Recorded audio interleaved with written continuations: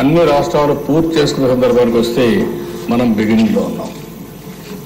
ఆ డీటెయిల్స్ అనే దిశ ఒక పక్క తాగునీరు, ఒక పక్క సాగునీరు, మూడోది ఇండస్ట్రీ కూడా ఎంత వాటర్ కావాలనో అంత వాటర్ ఇవ్వగలిగి వాటర్ కన్జర్వేషన్ కూడా ప్రాధాన్యత ఇస్తే ఎన్విరాన్మెంట్లో కూడా చాలా మార్పులు వస్తాయి దేశాలు.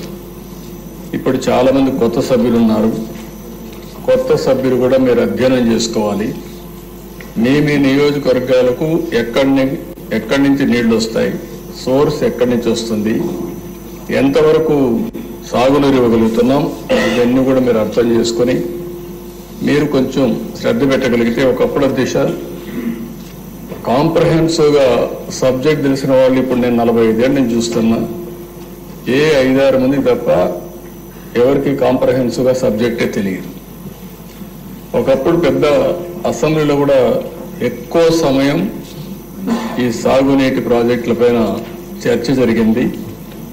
ఉద్యమాలు చేశారు, పోరాటాలు చేశారు, గ్రామాల మధ్య విభేదాలు వచ్చాయి, రాష్ట్రాల మధ్య సమస్యలు వచ్చాయి, జిల్లాల మధ్య సమస్యలు వచ్చాయి, దేశాల మధ్య కూడా ఈ వాటర్ వల్ల చాలా సమస్యలు వచ్చే పరిస్థితి వచ్చింది. ఈరోజు మన రాష్ట్రానికి వస్తే ఇక్కడ ఉండే సభ్యులందరూ అర్థం చేసుకోవాల్సింది ప్రధానంగా అనేక నదులున్నా 3 నదులు ప్రధానంగా మనం చూస్తే కృష్ణ, గోదావరి, వంశధార, పెన్నా ఉంది. కానీ చాలా వరకు నీళ్ళు వచ్చే పరిస్థితి లేకుండా over a period of time ఉండే నీళ్ళు కూడా గోదావరి అవన్నీ శ్రీశైలంకి వచ్చిన తర్వాత ఆ ప్రాబ్లం వచ్చే పరిస్థితికి వచ్చింది. ఈరోజు మన రాష్ట్రానికి ఒక గేమ్ చేంజర్ పోలవరం. నేను అందుకే అనేక సందర్భాలు చెప్పాను, పోలవరం ఆంధ్రప్రదేశ్ రాష్ట్రానికి ఒక జీవనాడి, ఒక వెన్నెముక. ఇది కానీ సమర్థవంతంగా కానీ మనం చేసుకోగలిగితే, అక్కడి నుంచి నదుల అనుసంధానం జరగగలిగితే ఈ రాష్ట్రంలో కరువుకు చెక్ పెట్టే పరిస్థితి వస్తుంది. కరువును నివారించగలిగితే బంగారం పండించే రైతాంగం ఉన్నారు, పెట్టుబడులు వస్తాయి, త్రాగునీటి సమస్య కూడా పరిష్కారం అవుతుంది. కొన్ని ప్రాంతాల్లో ఫ్లోరైడ్ నీళ్లుండి అనేక ఆరోగ్య సమస్యలు వస్తున్నాయి. ఈస్ట్ వెస్ట్ గోదావరి జిల్లాల్లో చూస్తే ఎక్కువ చేపల చెరువులు వచ్చే తర్వాత కలుషితమైన నీళ్లు తాగే పరిస్థితికి వస్తున్నాం. అయితే ఆ దిశ ఎక్కువ సభ్యులందరికీ కూడా మీకే కాకుండా రాష్ట్రంలో ఉండే ప్రజలు కూడా అర్థం చేసుకోవాల్సిన అవసరం ఉంది. ఈరోజు ఏదైతే పోలవరం ప్రాజెక్టు ఉందో అది ఇప్పుడుది కాదు, ఓసారి చరిత్ర. ఆ చరిత్రలో మనం చూస్తే 1941లో ప్రపోజల్ వచ్చింది. 1941లో దివాన్ బహదూర్ ఎల్ వెంకటకృష్ణ అయ్యర్, అప్పుడు చీఫ్ ఇంజనీర్ ఇరిగేషన్, అతను ఒక ప్రపోజల్ పెట్టాడు. ఒక స్టోరేజ్ రిజర్వాయర్ ఇక్కడ వస్తే బాగుంటుంది, గోదావరి పైన రావాలి అని ఆలోచించి ప్రిలిమినరీ ఇన్వెస్టిగేషన్ 42-44లో చేశాడు.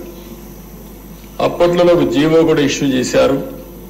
ఆ జీవో ప్రకారం ఫర్దర్ ఇన్వెస్టిగేషన్ తొలిసారి మీరు చూస్తే 170 అడుగులు ఎత్తి పెట్టాలని, ఆ నుంచి 208 అడుగులు కూడా పెట్టాలని, దీనివల్ల 340 నుంచి 700 టీఎంసీ నీళ్లు పోలవరంలో, పేరు కూడా అప్పుడు పోలవరం కాదు, అక్కడ రిజర్వాయర్ నీళ్లు ఉంటాయని చెప్పి ఒక అవగాహనకు వచ్చారు. 75 నుంచి 150 మెగావాట్ల పవర్ ఉత్పత్తి చేయొచ్చు అనుకున్నారు.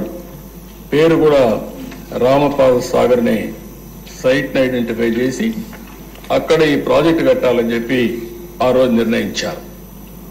కడాన దిశ ఈ ప్రాజెక్టుని గోవిందరాజు అయ్యంగారని 5-6 ఆగస్టు 1947లో ఇవన్నీ కూడా కన్సల్టెంట్గా ఉండి ఇవన్నీ ఎస్టాబ్లిష్ చేసి ఇది ఫీజిబిలిటీ ఉంది, selection of site for dam is the best available site అని ఫైనలైజ్ చేశారు.